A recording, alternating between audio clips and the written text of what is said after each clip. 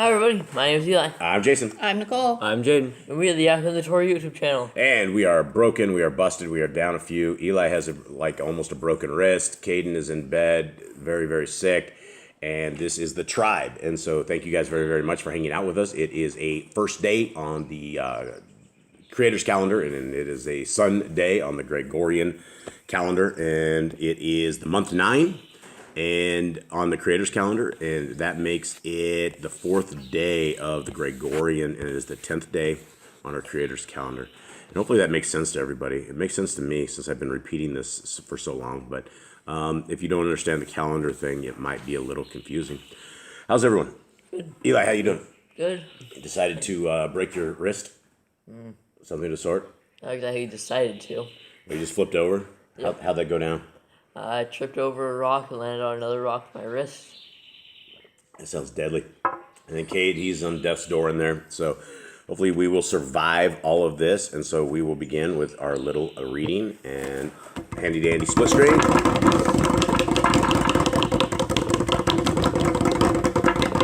Thank you very much. Eli with his one hand drumming away, still the best drummer here in South America. Okay, so let us begin. And I actually haven't read this chapter recently, so this will be the first time reading on all of this. Eli, you ready? Yep. My friend, my little gimpy friend. Okay, let's begin. And some were present at that time, reporting to him about the Galileans, whose blood Pilatus had mixed with their offerings. And Yahushua, answering, said to them, "Do you think that these Galileans were worse sinners than all Galileans, because they have suffered like this?" Okay, we've never discussed this before because we don't know what's going on here. So they just had a sacrifice, but he was killing people as well. Yeah. It mixed their blood and their sacrifices. Yeah, and so whatever happened to the Galileans, it was a bad deal. And so they were asking him, are the Galileans worse sinners than all? And Messiah Yahushua says, "I say to you, no, but unless you repent, you shall all perish in the same way." That's hardcore to hear, right, Jade? Yeah. Eli? Yep. It's if you don't turn back to me, if you don't come back. But they probably died in a violent way, right? Yeah, probably. Unless you repent, you shall all perish in the same way. The same way as they basically got killed. They were murdered. 4. Or those 18 on whom the tower in Shiloh fell and killed them, do you think that they were greater offenders than all other men who dwelt in Jerusalem? I say to you, no. But unless you repent, you shall all perish in the same way. Okay, so 2 different things that these people just encountered. I don't remember the tower falling down. I think that had to do something with Jezebel and Ahab, something about that during that time, I think. Okay, yeah, I don't remember that's that something one. about that, like the tower fell over and killed some people, but... So these are interesting questions, and I guess the question would be, is the guy with cancer, is he worse sinner than the guy without cancer? Is the guy with 1 arm worse of a sinner than the guy with 2 arms? Is the guy in a wheelchair? Is he a sinner? What are we talking about here, everyone? I don't think you said anything. You say if you don't repent, you will all suffer like them. Yeah, and I don't think, because we've seen different things where people ask Messiah Yahushua if the lame was, who sinned? Who sinned, his parents or him? Yeah, he or his parents. It said neither, but he was there because as an example to see the power of Elohim. Okay.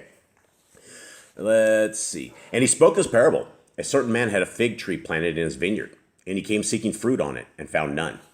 And he said to the gardener, "Look, for 3 years I have come seeking fruit on this fig tree and find none. Cut it down. Why does it even make the ground useless?" And he answering said to him, "Master, leave it this year until I dig around it and throw manure." Okay, so right here, this guy had a tree for 3 years and there was no fruit. What Torah command do we have about this? Don't eat the trees of the trees for 3 years. Don't eat the fruit. Don't eat the fruit of the tree for 3 years. And what did we find out about that, Nicole? What does that actually mean? Remember we found that out, and there was something. It wasn't bad to actually eat it. It was for the nutrients, I think, because it needs to grow up. So you don't eat the you let the tree use the nutrients of the fruit or something. Yeah, and if you pull that off and if you do something before 3 years, then it's a lesser of a tree. So this is interesting, right? The gardeners, this guy was coming looking for his fruit in 3 years. But another thing is, a tree you probably won't have fruit in the first 3 years usually. Usually, however, our little papaya tree. Yeah. It had fruit Okay, the he's first not a year. tree. He's not a tree? It's a plant. I looked it up. It's a plant? It's a It looks like a tree to me. I'm looking out the window right It's not now. classified as a tree. It's classified as a plant. It has one pole going up it. I don't see like things like anything else. Are you sure it doesn't look like it's not a tree? I looked it up. It says it's a plant. But see, we have orange trees that are out in our garden Right? that we planted, 2 years ago? 3. Almost I think 3. 3. They were lucky orange trees though. We didn't know what we were doing. Yeah, they're lucky. Planted They those. But we have one that's finally getting oranges on it where the other ones don't. Right. Okay, and that's through about coming on 3 years as well. Okay, yeah, it'll be a miracle if we ever have fresh fruit. Okay, let's continue on. 8. And he answering said to him, Master, leave it until this year too, until I dig around it and throw manure. And if indeed it bears fruit, but if not so, you shall cut it down. And he was teaching in one of the congregations on the Shabbat. And see, there was a woman having a weakening spirit for 18 years and was bent over and was unable to straighten up at all. Okay, So she had a demon that was making her like hunchback. a weakening spirit, yeah, and well, that's the thing we've discussed before is how much power do these demons have that are able to control us? I think the thing literally turns into like a puppet. I think so. I think we can completely become a puppeteer, a puppet. Not the puppeteer. I believe the demons are the puppeteers, and we become the puppets. And we have to be very, very, very careful about this. So one other thing in verse 10, it says he was teaching one in the congregation on the Shabbat. Why would he be teaching on the Shabbat? Now, are we talking he changed Shabbat to Sunday, and now he's actually teaching on a Sunday? No, he's teaching on the holy day, the 7th day. Then why, Eli, do the Christians change Sabbath?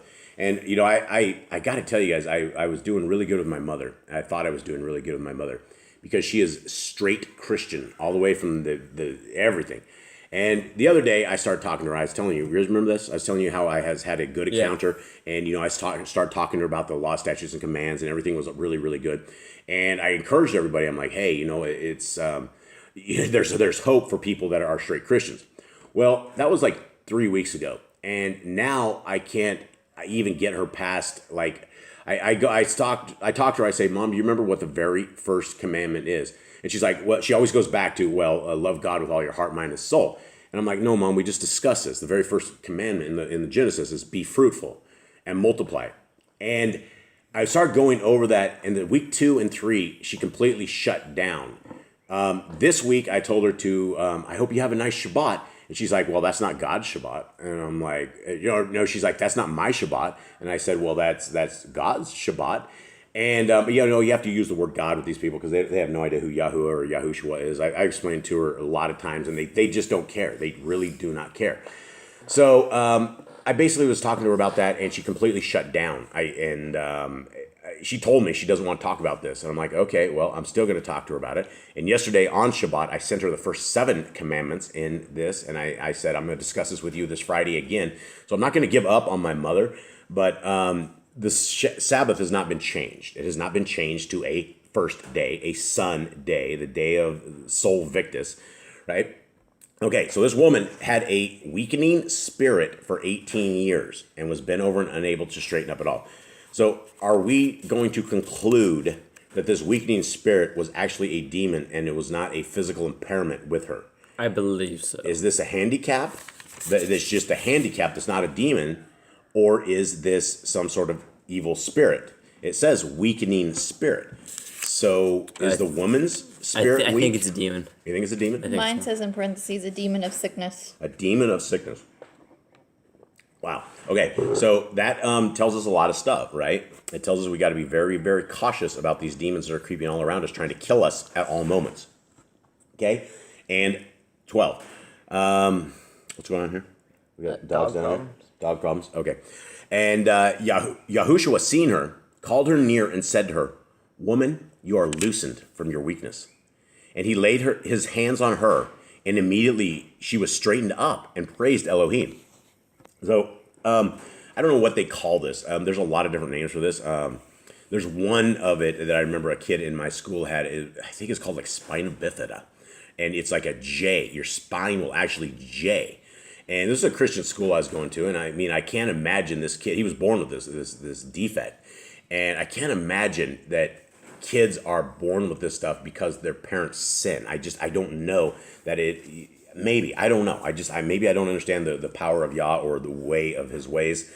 Let's continue on. But the ruler of the congregation, responding, much displeased that Yahushua had healed on the Shabbat, said to the crowd, there are 6 days on which men should work. So come and be healed on them, and not on the Shabbat day. Uh-oh. Then the add-on answered him and said, hypocrite! Does not each one of you on the Shabbat loosen his ox or his donkey from the stall and lead it away to water? And this is very interesting too, because we have to lead our cows away to food on a Shabbat as well. There's no other way around it. So we end up having to walk on a Shabbat with our cows to get them to water. So yeah, this is to food. This is absolutely correct. 16. And this one, being a daughter of Abraham, whom Satan has bound, look, for 18 years should she not be loosened from this bond on the Shabbat? And when he said this, all his opponents were put to shame, and the crowd rejoiced for all the splendor being done by him. Therefore he said, what is the reign of Elohim like, and to what shall I compare it? Okay, before that, the verse right before that is everybody started cheering, right? Right. So this woman can you imagine this, what happened here, right? She was all crinked over. She couldn't move. Messiah Yahushua put his hands on her. He healed her. She stands up. The crowd just is like, wow. And then the one Pharisee guy or Sadducee, whatever he was sitting there complaining. He's like, oh, just come on any other day. But we know it is better to do good on the Shabbat than to do evil. Right. And so he likened her to an oxen that needs water, right? And so after 18 years, he said, shouldn't this woman be loosed of this? And the crowds cheered, yay, right? So anyway, 18. Therefore he said, what is the reign of Elohim like, and to what shall I compare it? It is like a mustard seed, which a man took and threw into his garden, and it grew and became a large tree. And the birds of the Shamayim nested in its branches. And again he said, to what shall I compare the reign of Elohim? It is like leaven, which a woman took and hid in 3 measures of flour until it was all leavened. And he was going through the cities and villages, teaching and journeying towards Jerusalem. And someone said to him, Adonai, are there few who are being saved? And he said to them, strive to enter through the narrow gate, because many, I say to you, shall seek to enter in and shall not be able. Okay, this is yet another warning to everybody, right? It says strive to enter through that narrow gate. We know from Matthew 5 or 7. No, it's Matthew 5. 7. Is it 7? 7. Is it 7? Yep. We know that through Matthew 7 that there is a narrow gate. That little tiny narrow gate is what most people do not make it through. There have been many warnings, and it says that many don't make this. And so what is the narrow gate? It is Yahushua. Yeah, the narrow gate is Yahushua. It is the path. It is the way forward. It is the Torah. Everything about the narrow gate is all about Yah's will. So the narrow gate is going in through Yah's will and entering into the kingdom through that way. 25. When once the add-on of the house... Did I miss something? Nope. Okay. 25. When the add-on of the house is risen up and shut the door, and you begin to stand outside and knock at the door, saying, Adonai, Adonai, open for us. And he shall answer and say to you, I do not know you. Where are you from? Then you shall begin to say, we ate and drank in your presence, and you taught in our streets. But he shall say, I say to you, I do not know you. Where are you from? Depart from me, all you workers of unrighteousness. What is unrighteousness, fellas? That is Toralessness. Torahlessness. So everybody who does not work righteousness is going to be told to get lost. Now, this is in the New Testament. This is in what the Christians have as their doctrine. It is, in fact, it is in one of the 4 Gospels. It is right here. Several times it says this. And so here we have this, and it says, Messiah Yahushua says, kick rocks, get lost, you're out. 28. There shall be weeping and gnashing of teeth when you see Abraham and Yitzchak and Jacob and all the Nebiim in the reign of Elohim and yourselves thrown outside. Wow. So these are giving us a vision of the kingdom to come, right? People are going to see that they are rejected. They are going to know they're rejected. You just don't make it to the end and have your lights out and all of a sudden everything is okay. You don't sleep forever, right? There is a heaven, there's a Shamayim, and there is a hell. There's a Sheol. And we have to figure out how to get there. And it comes from that narrow gate. And if we are rejecting the narrow gate, if we're rejecting the words of Yah, then we will be rejected. And people need to understand this. It's not going to be a mystery when it happens. I mean, this is all in front of us. 29. And they shall come from the east and the west, and from the north and the south, and sit down in the reign of Elohim. Okay, so again, this tells us a little bit about the kingdom to come. People from all around the world. Yeah, all over the world, plus we have chairs. We're going to sit down. We also know that we can eat, right? I believe we have read that there is sleeping in the Shemaim as well. And so there is eating and sleeping, and we're going to sit down. What else can we do in there? Are we gonna have our cows back? Do we get our dogs that died? I mean, Hopefully. Hopefully, yeah. I mean, that's the power of of our Creator. Okay, 30. And see, there are last who shall be first, and there are first who shall be last. On the same day there were certain Pharisees saying to him, "Get out and go from here, for Herodes wants to kill you." So why would the Pharisees want to hook him up? The Pharisees hated him. Maybe these ones are good Pharisees.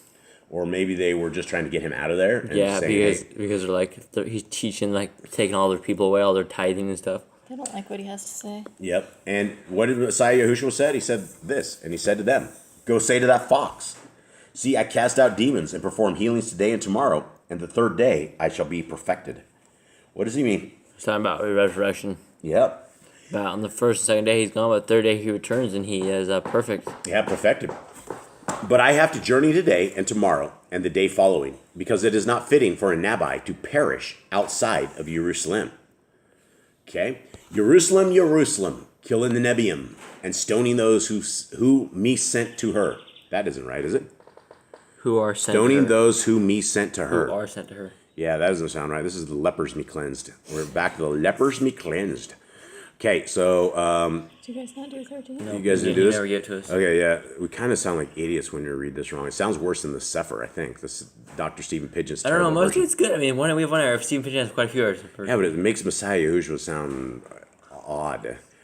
So it says, okay, so anyway, let's go into this. It's a good thing we're reading this. Which verse are we on? 34. 34. Jerusalem, Jerusalem, killing the Nebiim and stoning those who Who are sent to who her. are sent to her.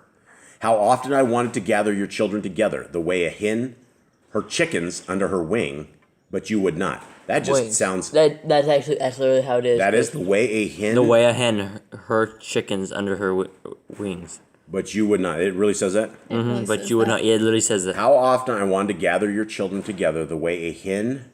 Her chickens under her. I think there should be a comma there or something. The way a hen. I wonder what it says in the ISR. Hold on, let me see. The ISR. I mean, it's almost identical on all this stuff, but maybe the ISR changed after Did we look 1998. at it? I don't remember. All right. I said that we I guess it needed doesn't to, matter. we But never anyway, one typo there. So how often I wanted to gather your children together, the way a hen her chickens under her wings, but you would not. Okay, let's continue on. See, your house is left to you, laid waste. And truly I say to you, you shall by no means see me until it comes when you say, Baruch is he who is coming in the name of Yahuwah. Okay, beautiful. Blessed is he who is coming in the name of Yahuwah. Did you fix that? I fixed that one, but the ISR has gathers in italics, Gathers? which means they added it in. Okay, So that's why, because Hallelujah Scriptures They stole didn't it. add in any of the footnotes or any italics or anything like right, that. because they said it was all man-made doctrines, but they couldn't Yep. do it because they already got copyrights and all this other stuff. All right, well, I guess that is it. Thank you guys very, very much. Everybody on our digital family, we love you guys very much. We hope you have a wonderful day. And I guess that's it. All right. Shalom. Shalom. Shalom.